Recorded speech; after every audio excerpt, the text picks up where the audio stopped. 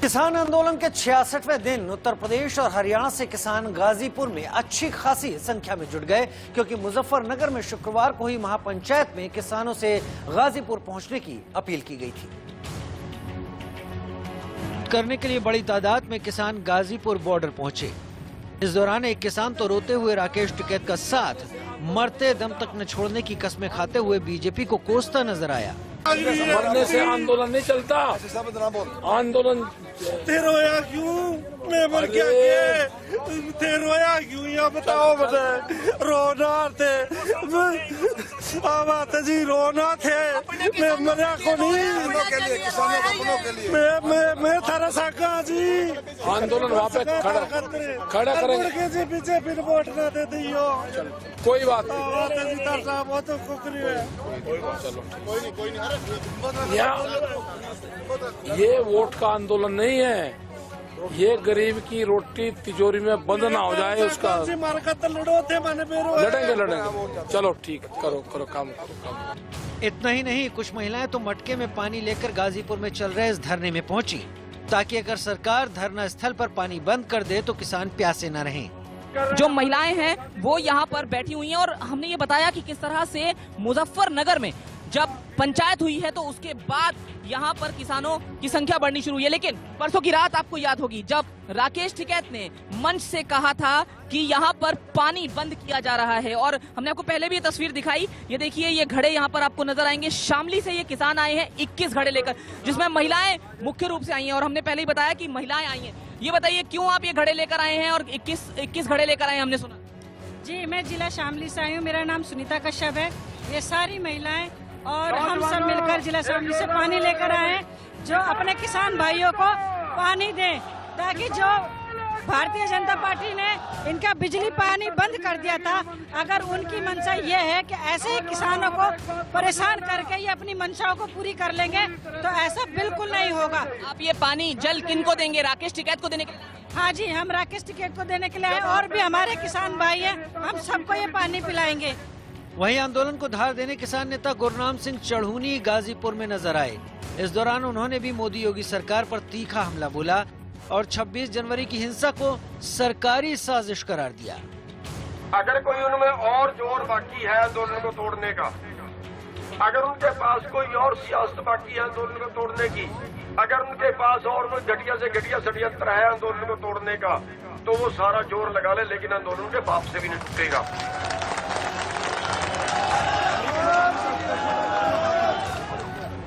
समझ नहीं रहे वो लोग समझ नहीं रहे। ये आंदोलन हमारा खड़ा किया हुआ नहीं है, ये किसी प्रधान का खड़ा किया हुआ नहीं है, ये तो मालिक का संदेश है, समझ लेना चाहिए। जब सारा देश ग्राउंड पे आ गया, समझ नहीं रहे वो लोग। आप किसी तीर्थ स्थान पे चले जाएं, किसी मेले में चले जाएं, हर चीज का रेट सोया हो जाता है, लेकिन ये वो तीर्थ है, चाहे गाजीपुर तीर्थ कह लीजिए, चाहे कुंडली तीर्थ कह लीजिए, चाहे टीकरी तीर्थ कह लीजिए, जहाँ सारा सामान फ्री है।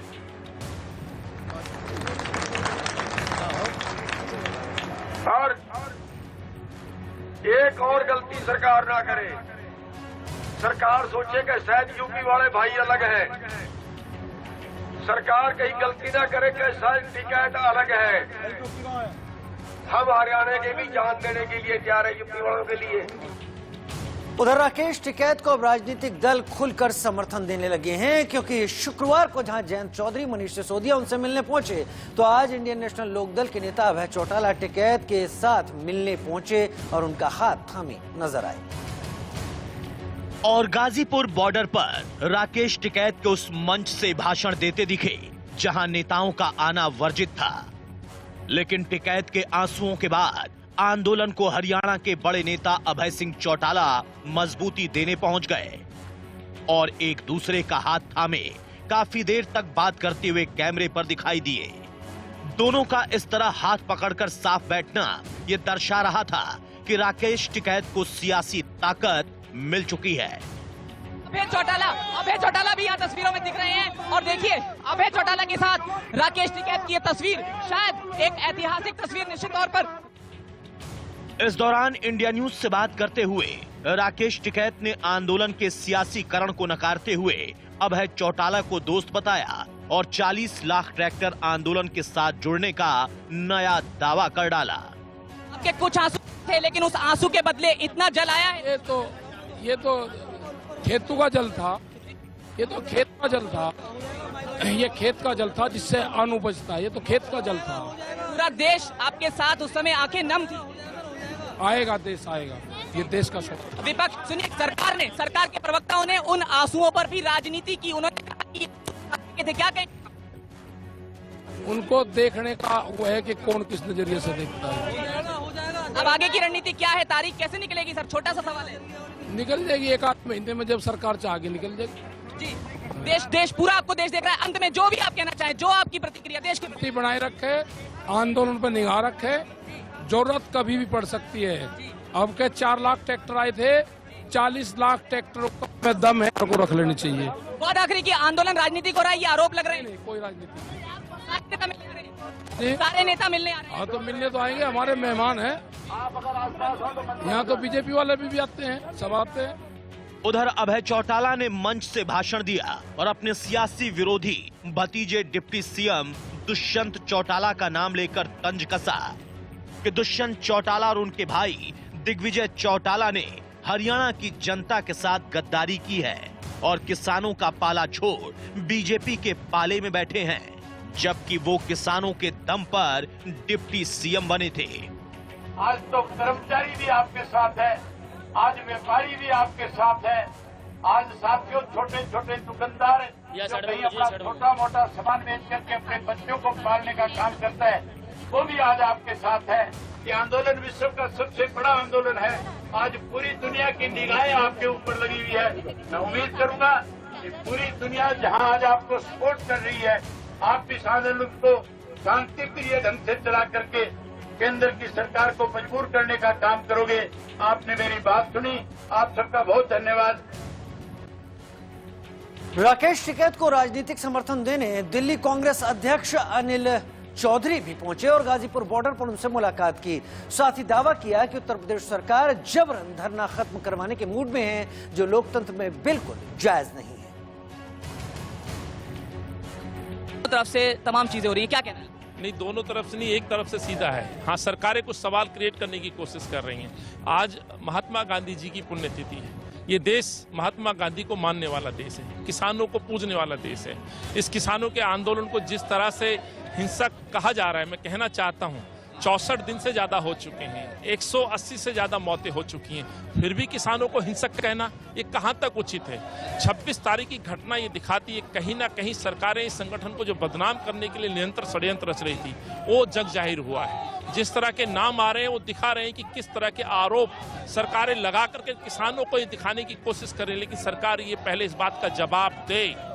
180 से ज्यादा मौतें, क्या किसानों को हिंसक कहना उचित है? 64 दिन से ज्यादा शांतिपूर्ण तरीके से डटे रहना, ठंड में, कड़ाके की ठंड में, अपने बच्चों, अपने परिवार, किसान खेत छोड़ के यहाँ डटे हुए, क्या इनको हिंसक कहना ठीक है? आपको क्या लगता है कि इस मामले पर राजनीति भी हो रही है? एक तरफ केजरीवाल हैं जिन्होंने यहाँ बिजली पानी देने का अब वादा कर दिया, यूपी सरकार ने बिजली काट दी, ऐसा इनका आरोप था, और फिर जिस तरह से वो रात आई और फिर राकेश टिकैत यहाँ पर उनके आंसू देखने को मिले, तो अब ये कहा जा रहा है कि उनके आंसुओं ने तस्वीर बदल दी, क्या कहना है इस पर? नहीं साहब, एक किसान के ऊपर जिस तरह से बर्बरता रूप आप रवैया अपनाएंगी सरकारें दमन करने के लिए, लालच उन पे काम नहीं करता है, थ्रेट उन पे काम नहीं करती है। 26 दिन को चुना जाता है, 26 जनवरी को लाल किले पे जिस तरह से साजिश के तहत कुछ लोगों को भेज करके इस आंदोलनकारियों को बदनाम करने की कोशिश की जाती है। तो मैं कहना चाहता हूँ, इसमें अरविंद केजरीवाल साहब ने आखिर क्यों कदम नहीं उठाए? दिल्ली के मुख्यमंत्री थे, क्या उनका फर्ज नहीं बनता था जाकर के वो गृह मंत्री से बातचीत करें? और माफ करिएगा, ये वही अरविंद केजरीवाल हैं जिन्होंने सबसे पहले इन 3 काले कानूनों को दिल्ली में लागू किया। तो इस्तीफा देना चाहिए अरविंद केजरीवाल को, ना कि इस तरह। आप यहाँ कब तक बैठे हुए हैं और कांग्रेस के कौन बड़े नेता यहाँ पर? कांग्रेस के कार्यकर्ता, नेता, हमने हमेशा अपने किसानों की बात मानी है। हमारा समर्थन पूरे तौर पे किसानों के साथ रहा। कांग्रेस पार्टी का इसमें, और राहुल जी माफ करिएगा, पहले दिन से पार्लियामेंट से लेकर सड़क तक वो राहुल गांधी एक व्यक्ति है जो सड़कों पर इस सरकार के खिलाफ लड़ रहा है, और एकमात्र व्यक्ति है जो देश के प्रधानमंत्री से आंखों में आंखें डाल के किसी भी मुद्दे पर सवाल पूछ रहा है। वहीं हरियाणा से कांग्रेस सांसद दीपेंद्र सिंह हुड्डा ने भी किसानों की मांगों को जायज ठहराया और दावा किया कि मोदी सरकार किसानों के साथ अन्याय कर रही है। साथ इस समय राज्यसभा सदस्य हरियाणा से दीपेंद्र हुडा साहब मौजूद है। हुडा साहब, पूरा प्रकरण 26 जनवरी को जो कुछ हुआ उसके बारे में आपका क्या कहना है, और किसानों को लेकर जिस तरह से ये कहा जा रहा है कि आंदोलन खत्म हो जाएगा, एक बार फिर से आंदोलन अग्रसर है, किस तरह से देखते हैं और क्या कहें? देखिए, सबसे पहले तो जो 26 जनवरी का प्रकरण है उसकी हम मांग करते हैं कि एक निष्पक्ष उच्च स्तरीय जांच हो। उसमें उपद्रव में कोई भी दोषी है तो उसके खिलाफ जो कार्रवाई बनती है कड़ी से कड़ी कार्रवाई हो, लेकिन उसकी आड़ में किसी भी निर्दोष भोले वाले किसान को जो शांति के रास्ते पे कड़ाके की ठंड अपना घर बार छोड़ के 2 महीने से कोई संघर्ष कर रहा था और शांति और अहिंसा से संघर्ष कर रहा था, उसके आड़ में कोई एक भी ऐसे निर्दोष किसान पे कार्रवाई नहीं होनी चाहिए, क्योंकि ये न्याय संगत नहीं होगा। साथ ही मेरा ये मानना है कि अगर सरकार सरकारी तंत्र का दुरुपयोग करके ये सोचती है, कहीं झूठे मुकदमे बनाकर, कहीं टकराव की स्थिति धरनों पे पैदा करके इत्यादि, अगर ये सोचती है कि किसान की आवाज़ इससे दबा दी जाएगी, तो इससे किसान की आवाज़ नहीं कुचली जा सकती। किसान के तो आंदोलन में व्यापक भावनाएं और किसान की जुड़ेंगी इससे। जितना सरकार दबाने की कोशिश करेगी, ये आंदोलन उतना तेजी पकड़ेगा। ये बात सरकार को इसकी स्थिति की गंभीरता को समझना चाहिए सरकार को। मेरा सरकार से यही मानना है, सरकार टकराव की स्थिति ऐसी कदम उठाए जिससे टकराव बने, उसकी बजाय सरकार विश्वास बने ऐसे कदम उठाए। सरकार और भाजपा से जुड़े हुए लोग इस बात का ध्यान दें, स्थिति गंभीरता का, और बातचीत का दरवाजा दोबारा खोल के किसानों की मांगों को मानते हुए इस गतिरोध को समाप्त कराएं। किसान आंदोलन में हिंसा को लेकर सरकार और पुलिस की तरफ से लगातार एक्शन भी देखने को मिल रहा है, क्योंकि किसान आंदोलन के तीनों अहम point Singhu border, Tikri border और गाजीपुर बॉर्डर पर इंटरनेट सर्विस 31 जनवरी तक बंद कर दी गई है। वहीं हरियाणा के कई जिलों में भी इंटरनेट सेवाएं कल शाम 5 बजे तक के लिए बंद कर दी गई हैं। उधर दिल्ली पुलिस की टीम ने जालंधर में छापा मारा और एक कार्रवाई 26 जनवरी को लाल किले में हुए उपद्रव के मामले में की गई, क्योंकि लाल किले की घटना में शामिल तरन तारण के 2 युवकों के यहां छिपे होने की सूचना मिली थी। हालांकि ये आरोपी वहां पर नहीं मिले। वहीं सिंघू बॉर्डर पर हिंसा के मामले में 44 लोगों को गिरफ्तार किया गया है। शुक्रवार को स्थानीय लोगों और किसानों के बीच वहां हिंसा हो गई थी। इसमें 5 पुलिसकर्मी घायल भी हुए थे। एक एसएचओ यानी एक उपद्रवी ने एसएचओ पर तलवार से हमला तक कर दिया था। और इस बीच ट्रैक्टर परेड के दौरान हुई हिंसा के सबूत जुटाने के लिए फॉरेंसिक टीम भी लाल किले पहुंची है, जहां 26 जनवरी को खासा उपद्रव हुआ था। वहीं बिहार के पटना में महागठबंधन के कार्यकर्ताओं ने कृषि कानून के खिलाफ मानव श्रृंखला बनाई। बिहार के पटना में महागठबंधन ने किसानों के समर्थन में मानव श्रृंखला बनाई। सभी ने एकजुट होकर केंद्र सरकार से कृषि कानूनों को वापस लेने की मांग की।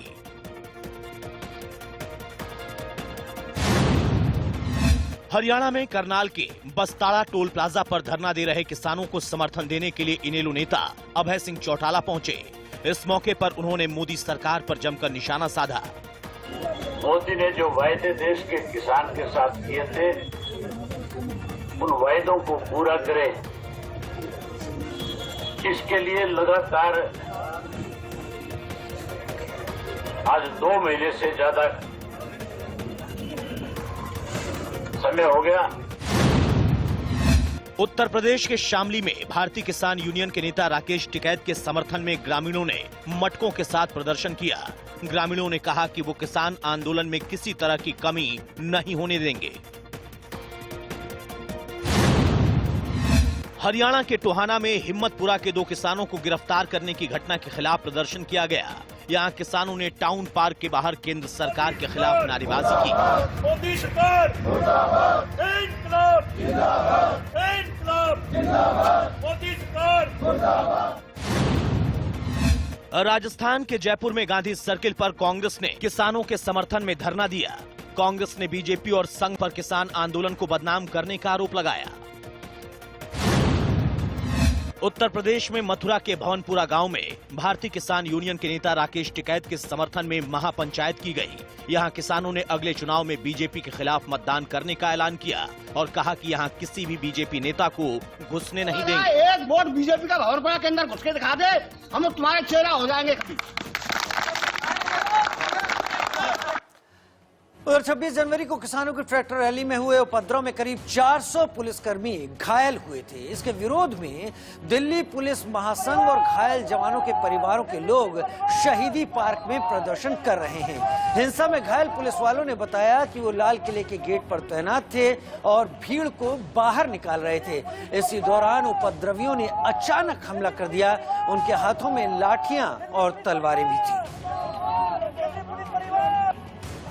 पुलिस के काफ़ी सारे कर्मचारी और दिल्ली पुलिस पर्सनल और दिल्ली पुलिस के पर्सनल के जो फैमिलीज हैं वो आए हुए हैं प्रोटेस्ट करने के लिए इस बात को कि हर बार जब किसी भी तरीके का राइट होता है, किसी भी सिचुएशन होता है, तो हमेशा दिल्ली पुलिस के जो पर्सनल है उन्हीं पर हमला होता है और उन्हीं को चोटें पहुंचती है और वही सबसे ज़्यादा इन अटैक्स का सहन करते हैं। इस बार भी हमने देखा कि कैसे जो लाल किले पे जो राइटिंग हुआ उस पे कहीं ना कहीं 394 पुलिस पर्सनल थे जो इंजर हुए। काफ़ी सारे ऐसे जिनका इंजरीज जो थी वो आईसीयू तक जाने लायक इंजरीज थी और यहाँ पे बहुत सारे ऐसे पुलिस कर्मी हैं और पुलिस कर्मियों के परिवार हैं जो यहाँ पहुंचे हुए। हम कोशिश करेंगे कि इनमें से कुछ लोगों से बात भी करें ताकि एक बार यहाँ पे हम समझ पाए कि इस पूरे प्रोटेस्ट के बारे में। सर आप सर दिल्ली पुलिस में हैं, आपको चोट लगी सर, कहाँ पे थे सर आप जब? मेरा नाम कांस्टेबल संदीप है, मैं डीसीपी नॉर्थ साहब के पास ऑपरेटर हूँ। 26 जनवरी को हम लाल किला पे थे जहाँ ये चोट लगी थी। वो लोग जो रैंपट पे चढ़े थे उनको उतारने के लिए हमारे सीनियर ऑफिसर्स ने हमें डायरेक्शन दी थी कि बहुत संयमित तरीके से और सावधानी पूर्वक इन्हें नीचे लेके आना है। तो उन्हें नीचे लाने के लिए हम लोग वहाँ पे लगे हुए थे और कुछ फोर्स जो बाहर था उसको अंदर ले जाने के लिए बोला गया था। तो मैं उन्हें अंदर लेके जा रहा था तो मेन गेट पे अचानक उन्होंने ऑब्जर्व करना शुरू कर दिया और जिसके दौरान उन्होंने लाठी, डंडे, तलवार, भाले और इवन ट्रैक्टर तक भी चढ़ाने की कोशिश की है। बहुत नशे में वो लोग लग रहे थे, किसी की नहीं सुन रहे थे, लाल आंखें कर रखी थी। उनको जितनी बार प्यार से समझाने की कोशिश की है उन लोगों ने एक ही जवाब दिया, मारो मारो मारो। सर ऐसा क्यों होता है कि जब भी किसी तरीके का राइट होता है या कोई सिचुएशन होता है तो जो भी लोग होते हैं वो सबसे पहले दिल्ली पुलिस या जो भी पुलिसकर्मी है उनको उन पे हमला बोलते हैं? देखिए, दिल्ली पुलिस या कोई भी कहीं भी कोई राइट होता है वहाँ पे पुलिस का काम सुरक्षा प्रदान करना होता है। अगर पुलिस भी उन दंगाइयों की तरह आक्रामक रूप ले लेगी तो उसमें जो इनोसेंट लोग हैं उनके भी चोटिल होने की या उनको जान माल के नुकसान की ज़्यादा संभावना रहती है। इसलिए पुलिस का कार्य सबसे पहले ये होता है, अगर किसी भी तरह की घटना इस तरह की होती है हमारे सीनियर ऑफिसर्स हमें थोड़ा सा ब्रीफ करते हैं इस चीज़ के लिए कि हमें किस तरह से वहाँ स्थिति को काबू में करना ताकि वहाँ किसी जो इनोसेंट लोग हैं उनको प्रॉब्लम ना हो। मैम आप इनके रिलेशन में हैं, शायद वाइफ हैं आप इनकी, तो मैम रोज़ जब ये काम पे जाते हैं तो कहीं ना कहीं इनके लिए इनका एक खतरा भरा हुआ काम है, तो कितना आप रोज़ टेंशन में आप रहते हैं तभी अपने काम पे जाते हैं? टेंशन तो होती है भैया, पर टेंशन क्या लेनी, नौकरी तो करनी है इनको। तो जब आपको पता चला कि इनको चोट लगी है और लाल किले में इतना कुछ हुआ है और ये खुद भी लाल किले में डिप्लॉयड थे, तब कितनी घबराहट? हम 3 घंटे से लगातार टीवी देख रहे थे, टीवी के सामने से उठ ही नहीं रहे थे कि इनको बार बार कांटेक्ट कर रहे, फ़ोन ही नहीं उठा रहे थे। फिर करीबन 3-4 घंटे के बाद कॉल आई थी कि वो भी इनके किसी फ्रेंड की आई थी, वो कह रहे थे कि ऐसे ऐसे चोट लगी है, हॉस्पिटल लेके आए हैं अभी। उधर 26 जनवरी को किसान ट्रैक्टर रैली के दौरान लाल किले पर हुई हिंसा की जांच जारी है क्योंकि फोरेंसिक एक्सपर्ट की एक टीम ने लाल किले पहुंचकर सैंपल्स को कलेक्ट किया। सूत्रों के मुताबिक टीम ने ब्लड सैंपल्स, फिंगरप्रिंट जैसे साक्ष्यों को कलेक्ट कर जांच की दिशा में अहम कदम बढ़ा दिए हैं। दिल्ली पुलिस ने गणतंत्र दिवस पर हुई हिंसा के सिलसिले में अब तक कुल 38 एफआईआर दर्ज की हैं और 84 लोग इस सिलसिले में गिरफ्तार किए गए हैं। गणतंत्र दिवस के दिन दिल्ली के अलग अलग इलाकों में किसान प्रदर्शनकारियों के नाम पर पुलिस के साथ उन्होंने संघर्ष किया जिसमें कई लोग घायल हुए और काफी जगह तोड़फोड़ भी हुई। लेकिन सबसे बड़ा विवाद लाल किले पर फहराए गए झंडों और वहां हुई तोड़फोड़ को लेकर हुआ है। लाल किला परिसर में हजारों प्रदर्शनकारियों ने घुसकर वहां मौजूद सामानों को तोड़ दिया, प्राचीर के पास एक धार्मिक झंडे को फहरा दिया। इस दौरान झड़प में करीब 50 पुलिस वाले घायल हो गए थे।